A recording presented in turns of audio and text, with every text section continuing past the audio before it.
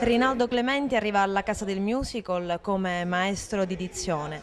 Quanto è importante oggi la lingua italiana e soprattutto la lingua italiana pronunciata in modo corretto? La lingua italiana è importante sempre, visto che siamo italiani e parliamo italiano. Parlarla e pronunciarla in modo corretto è indispensabile, a mio avviso, per tutti coloro che fanno un lavoro che li porta a contatto con altre persone, soprattutto gli insegnanti, per esempio, che hanno, a mio avviso, l'obbligo di passare un italiano quanto più possibile corretto anche da un punto di vista fonetico e non soltanto grammaticale o sintattico.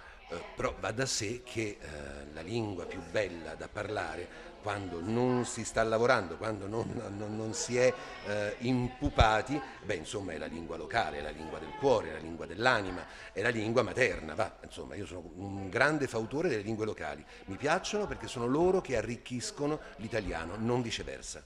È una bella iniziativa che consiste nel voler dare al territorio l'opportunità di imparare a parlare in dizione, quindi aprirsi le frontiere del mondo del lavoro con una possibilità in più, quella di un biglietto da visita che dia la possibilità di proporsi alla gente nel modo più nazionale possibile. Sappiamo tutti quali sono i difetti del nostro territorio, ad Agrigento non si parla bene e quindi questa opportunità potrà sicuramente consentire non soltanto agli artisti e agli attori, ma a tutti i professori, politici, giornalisti, avvocati, qualsiasi tipo di settore e soprattutto gli studenti che andranno ad interfacciarsi nel mondo del lavoro futuro o quello delle università, potranno dunque correggere i difetti della pronuncia italiana e migliorare se stessi nella forma, perché il contenuto è importantissimo, ma anche la forma vuole la sua parte. Quindi tutti da allievi, io comincerò per primo a fare edizione nella casa del musical.